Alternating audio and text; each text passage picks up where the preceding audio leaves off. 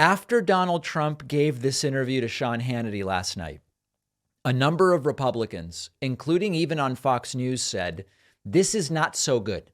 This is not so good. First example is former Republican Congressman Jason Chaffetz, also a current Fox contributor, who says this was a very bad interview. Trump gave a bad interview. Jason, you said overall you thought President Trump did a very poor job in the interview. Why? I thought Sean Hannity did a good job, but I watched that and I thought, where is Donald Trump? I voted for Donald Trump twice. I have defended him countless times. I thought he was horrific. I think that was the worst interview I've seen the president do. He was whining. He was complaining. He does that in every interview, but it was particularly bad. Played the victim card time and time again. And then after that, he complained that, somebody he had endorsed was now running against him. And I thought he was absolutely horrific. He's the former president of the United States. Act like it. He didn't in that interview. Wow. Wow.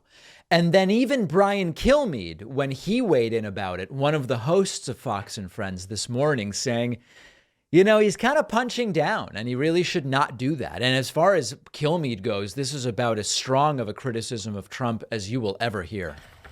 Bob Dole and George Bush 41 wanted to tear each other's eyes out. John McCain and George W. Bush never really got over the personal animosity as they locked horns.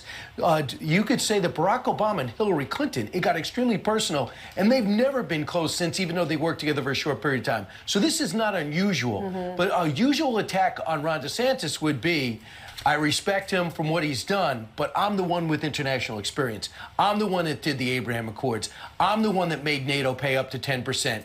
I'm the one that made sure that Ukraine wasn't invaded. I'm the one. A lot of those things are lies, but okay. Gave them weapons to defend themselves, not MREs. So you point out. Energy. Yeah, it seems to me the tactic more traditionally would be, Ron at 44 years old, he's done a lot. Right. Well, look at what I have done in 4 years, and these are the same players. I like to go back and finish the job. And he's been very nice, Nikki Haley. I think he's been deferential to Mike Pompeo. And Tim Scott, I can't imagine saying something bad about Tim Scott. But with Ron DeSantis, he sees a threat. But I think that his best offense as the front runner would be don't punch down. Don't punch down, says Brian Kilmeade. So listen, this is the start. And we will see if it continues, of some Republicans saying this entire obsession with DeSantis thing, the attacks, the criticisms, the punching down, as Brian Kilmeade calls it, the whining, as Jason Chaffetz called it, this isn't good for Trump. Now, I think the counterpoint to this is that Trump is so far ahead, and despite allegedly facing an imminent arrest, he is polling more and more strongly against DeSantis, who meanwhile is on a book tour and getting tons of favorable press and softball interviews, and DeSantis's polling is decreasing. So while I agree with the criticism, I don't know that Republicans care about Trump whining and punching down and all of the things that he's doing. And also, it doesn't seem like they are flocking to DeSantis in the way that at one moment it was predicted that they would. The next step is Ron DeSantis going to run or isn't he? If anything, the recent polling over the last 10 to 14 days declining might get DeSantis to reconsider, but we're going to watch it. Some Republicans not at all pleased with this latest disoriented interview on Fox News by Trump.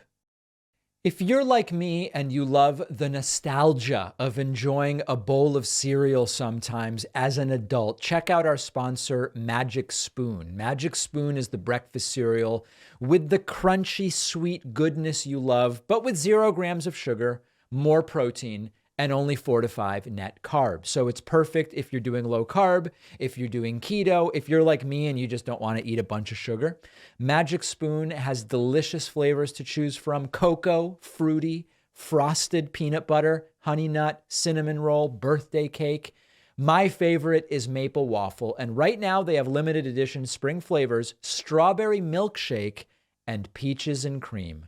Sometimes you just feel like sitting down with a bowl of cereal. When the mood strikes, go for something with plenty of protein without all the sugar.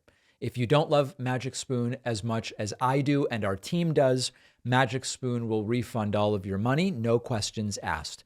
Go to magicspoon.com/Pacman, create a custom bundle, use the code Pacman for $5 off. The link is down below.